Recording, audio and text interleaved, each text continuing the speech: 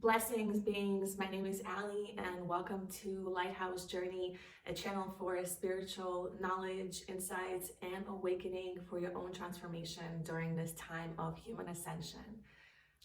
In today's video, I am gonna speak with you on the topic of ayahuasca and gonna just kind of free fall through my own personal experience and share things with you that I think that are of most importance when it comes to working with this sacred medicine, and just the things that I wish I would have known a few years back when I started working with it. So just my own little wisdom bits that I am feeling inspired to pass down and share with you guys.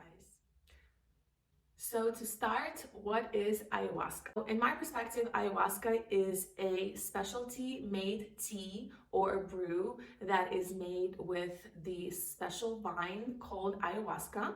It's a vine that grows in the Amazon forest, and it is mixed with chacruna, which is a leaf that activates the DMT within the brew, which is what creates the psychedelic effect that creates visuals for a lot of people that take it. So, depending on what tradition the brew is coming from, whether it's Brazilian, Colombian, Peruvian, whatever different tribe makes it, they might add different elements to the brew. They might add different flowers and herbal essences to it, but the traditional basis of ayahuasca is the ayahuasca vine and the chacruna leaf. The brew is usually cooked for an extended period of time. Once again, depending on where it's coming from, it can be anywhere from 24 hours to 3 or 5 days. And whenever the brew is cooked, it is being prayed to. There's songs that are going into it, prayers, intentions, affirmations. So the medicine itself takes on an energetic grid of where and how it was created. So it's very important to have a little bit of a background information on where does the medicine come from that you are going to be drinking and who is cooking the medicine.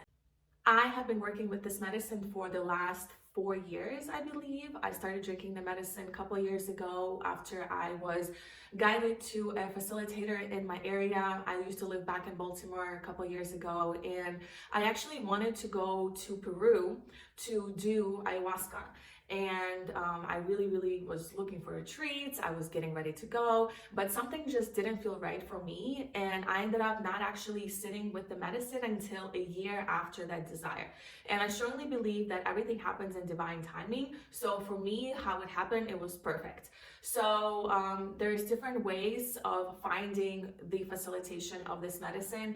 I always say that if it is meant to be for you, if the call has started and you're feeling like ayahuasca is calling you, then just surrender into that energy and let it come to you. Don't go out crazy searching for it, but just have the intention that you are willing to hear the call and that you are going to connect with it when it's the right time. I always feel that the medicine finds us when it's the right time for us. So the more that we can surrender into its flow, the easier it will come and find us. When it comes to the facilitation of this medicine, it is very important for you to be aware where it is coming from and also who is serving the medicine. Understanding that the medicine itself is a divine intelligence. She does the work that is needed for each and every one of the people who chooses to work with her. And she is the intelligence that leads you into your own awakening. There is never a shaman or a healer or anybody who's gonna be like, I'm gonna bring this healing onto you. I'm gonna heal your chakras. I'm gonna heal your tumor. Like, if somebody ever proclaims that they are the healer and that they're serving you this medicine and they're gonna bring this healing to you, that right there is a sign of lack of integrity when it comes to working with this particular medicine. You have to understand that there's different levels when it comes to spiritual awakening. Some people can go really deep into the light, into the love. They serve this medicine with honor, with integrity. They are dedicated to holding a sacred, beautiful, safe space for all the people that are there so that you can receive the healing of the medicine in a safe environment where you are protected. Whereas there are other places and other people who serve the medicine from a place of spiritual darkness, meaning that they are working from a place of greed, from a place of control, from a place of ignorance, where yes, they are spiritual, but they're opening portals and dimensions that are not safe, that are bringing in these low vibrational, darker energies into the circle. And that's where people start to get possessed. People start to fight and cry and yell, and just a lot of disharmonic things are starting to take place. That's how you can tell whenever the circle is not being held properly. In my experience, I've been to circles where I felt extremely uncomfortable. I felt that the energy was not maintained properly. I felt that the shaman who was serving the medicine was not in integrity of love. They were just there to be that shaman, to sit at the top of the circle, you know, with all their feathers, with all of their outfits. But when it comes to like the space and the safety and the movement of the energy, they were not doing the work. So it took me a while to really grasp how important it is to find a circle that is of high integrity to the work. Anyone who claims to be a shaman, a healer, anybody who claims to have any kind of power when it comes to anybody else, right there is a sign of being a fool, of being stuck in their ego consciousness, of being stuck in the arrogance and not understanding the power of the medicine and what the medicine really is. The true facilitators of this work will never call themselves shamans or healers or any sort of title at all, because they understand that they are just there to hold space and create that sacred container for all people in the circle to have a safe space in which the healing can take place. So you have to understand, ayahuasca is a multi-dimensional element. It's an energy. We don't even understand what it is because we don't have enough understanding and words within our own limited human brain to grasp how this energy works and how it helps us. But what's important is that when we come to drink this medicine, that we are held in a safe container in that which we are safe from external forces. And that's where the importance of facilitator comes in, because the person that is serving you the medicine is not only holding the circle and sharing that sacred safe space for you, but they are also putting their own energy into the medicine as they are serving it to you. So if the person that is serving you the medicine is not living in integrity and is not taking care of themselves, of their own mind, of their own spirituality, and then they go around serving the medicine to other people, what kind of intention and energy do you think that they're bringing into those people's realities during that sacred space? So for me, and I always just say, you know, use your own discernment. Everybody has something for themselves and we have to find what it is for us. I've sat in ceremonies which were extremely dark, extremely discomforting, and I felt like demonic and evil energies present in the space to a degree where I had to exit the sacred circle and sit on the outside just so that I can bring myself back to myself. Okay, and I've set the medicine for the last 4 years. I understand how it works within us.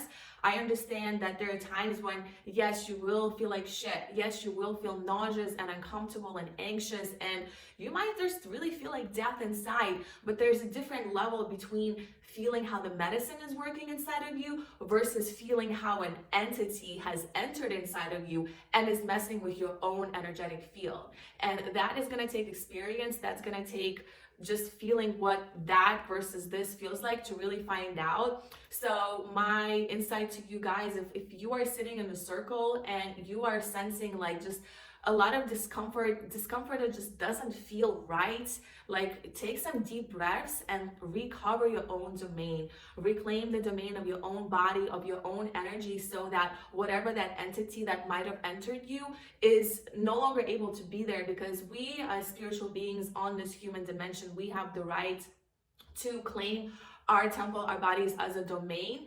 And when we do that, no other being, entity is allowed to be in that space. So that's really, really important.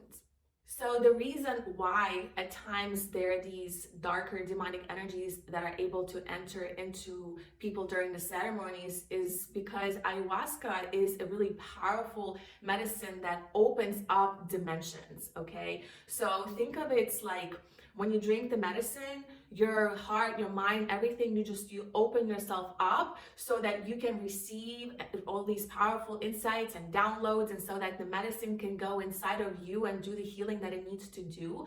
But at the same time, when we are opening these portals and dimensions, we are also opening the door to the darkness. And it is silly to think that in the world of light and love, there is only light and love. That is just also a really foolish thought, because as we all should understand, where there is light, there is also dark. And that's just how the universe works. There is always going to be the yin and yang. And so when we are opening portals for these multidimensional experiences, we are also opening portals for these dark beings and entities to enter us and mess with us and take ownership of our bodies while we are in this somewhat vulnerable space.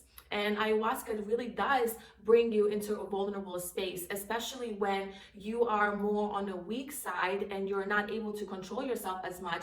Then you even more are exposed to these beings who can enter you and play around and make you feel uneasy. So learning like what your body feels like, learning what the medicines feels like, it's all part of experience. It all takes time, but all of it, once again, it goes back to the circle and who is holding the ceremony. It's very important to do ayahuasca in a closed ceremony to really feel that like sacred container that can hold you. Okay, so in my last ceremony, the facilitator explained when she is containing the circle, she becomes the channel through which the medicine and all other energies can flow, meaning that like she can sense right away if there is something that isn't supposed to be in the circles trying to get in, so then she can clear it. She can, she can do different things that are real facilitators supposed to know how to do to take that energy out. And that's so important. That's why I'm so happy that I was able to find a beautiful circle here in Hollywood, Florida, where I feel safe going and drinking the medicine and really feeling like I can be vulnerable and I can surrender and I can receive what is needed for me without the fear of something else interrupting it.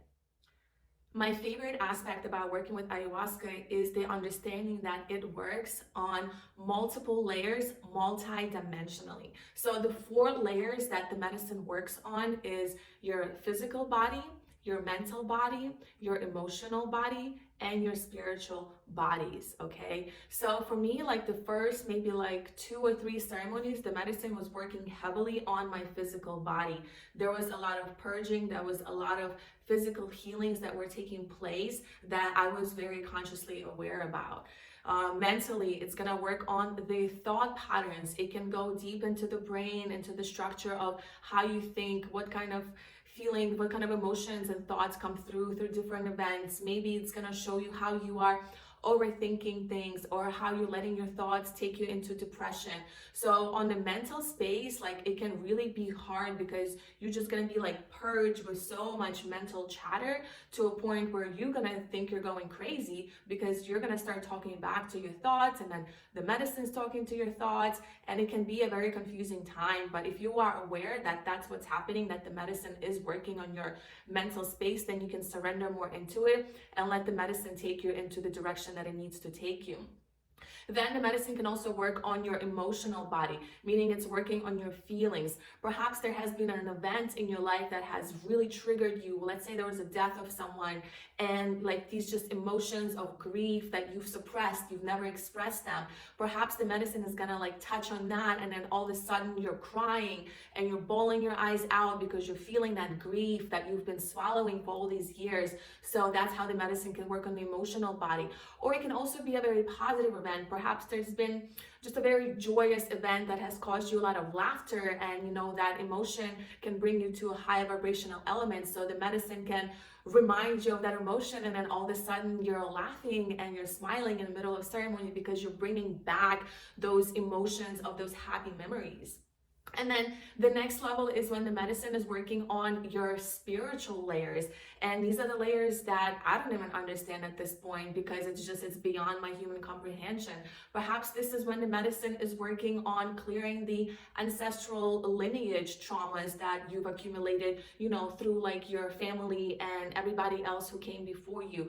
Perhaps these are just energetic healings that are taking place on the energy body. So just understanding that it can work on multiple ways at the same time, at once. Just the expansiveness of this medicine is just, it's beyond my comprehension. And what I do, I surrender to the work, I surrender to the medicine, and I'm always in so much gratitude for the healing, for the cleansing, for the transformation that it has caused me. Ever since I started drinking the medicine 4 years ago, my life completely transformed. I have awakened to so much more potential, to so much more clarity. I am able to discern life on another perspective. I see things clearly. I can see people. I can read people better.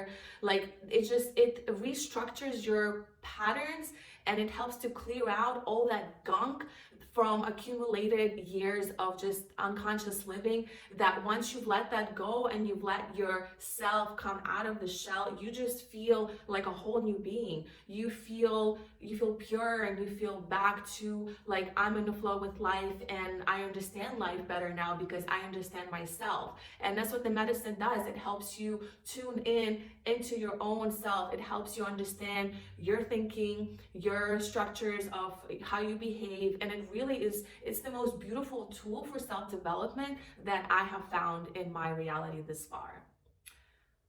I want to quickly touch on the topic of purging when it comes to working with ayahuasca.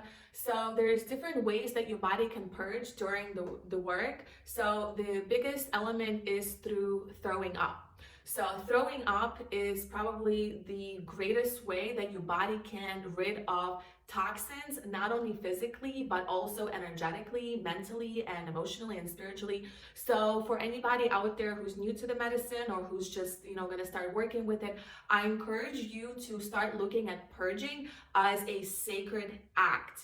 Don't hate it, don't try to hold it, but embrace it and allow it. And whenever you're feeling that coming up, go outside. I like to purge outside if there's an opportunity, and create like a sacred ritual. So when you're purging, you are being grateful for the relief of what's coming out, and just let the medicine know, like, thank you for letting me release that. Thank you, Mother Earth, for receiving that and for transforming that.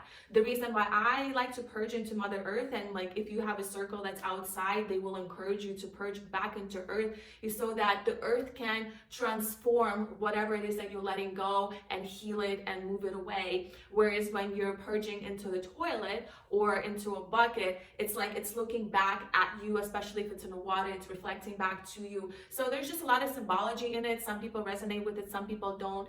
I just like purging back into Mother Earth. To me, it's just very symbolic, and it brings me back into that primal native state where I am one with the earth. Another aspect of purging that can happen is through crying.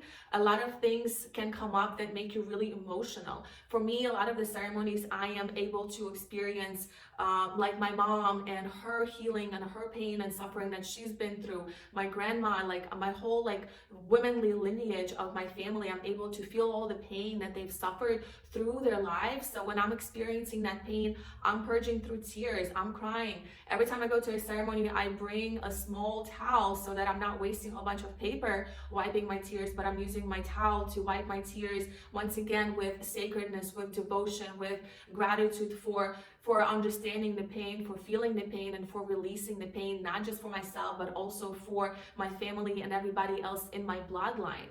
Another aspect of purging can be through hiccups, through yawning. Whenever you yawn, you're also releasing the energy.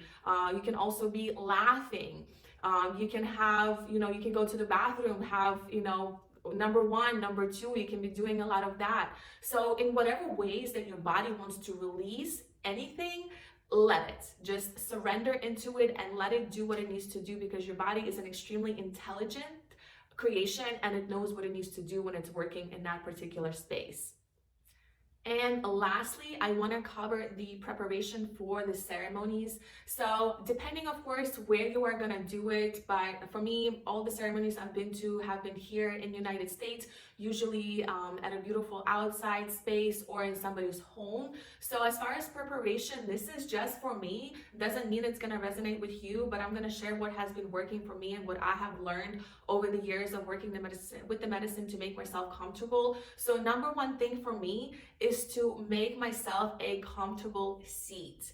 Okay, understanding that you are going to be sitting in a ceremony all night long, probably like 12 hours. And if you just have a yoga mat and no pillow, you're just going to be really uncomfortable, and the next morning you're going to be really, really sore. So unless you're somebody who's just like really primal and you don't care about comfort at all, I welcome you to think ahead and bring cushions and blankets and pillows to make yourself as comfortable as you can, especially with body temperature. So I get really, really cold on medicine to a point where my first ceremony, I just brought the tiniest little blanket. In fact, I brought this little blanket with me and I was freezing. I was so uncomfortable to a degree where I couldn't even focus on the work of the medicine because my body was just shivering and I was in so much discomfort. So luckily the facilitators were able to bring me a blanket so that I could bring some warmth back into my body. Next, bringing a lot of water. I personally drink a lot of water during ceremony. I can go through like 3 or 4 bottles, while some people might not drink at all. So for me, drinking water is again purification and detoxification. So if you're somebody who drinks a lot of water, bring extra water with you to the ceremony. Another thing that I like to bring is chapstick and hand lotion. For some reason, like my skin gets really, really dry during the ceremonies, especially when you go to the bathroom and you wash your hands or you wash your face after purging. Just like bringing something to bring a little nurture back into your body is really, really helpful. Another thing what I like to do is bring socks. Once again, keeping nice and warm, being nice and cozy. And what else? And I like to bring essential oils. So sometimes if you're like in a really close circle and like other people are purging around you, the smell might make you really nauseous and just really uncomfortable, and the smell might make you purge. So I don't like that. I like to have like a really high vibrational sacred environment around me when I'm at ceremonies. So bringing essential oils and just using them whenever you feel like you need a little lift is really, really helpful. So I think those are it for me and my suggestions from my ayahuasca experience. And I hope that you guys are able to take what is needed for you at this time. And whether you are super new to the medicine and you're just thinking about doing it, or you've done a ceremony or two, or you've been doing ceremonies for years, I hope that you can take whatever is needed for you from this video and integrate the information that is of most importance to you.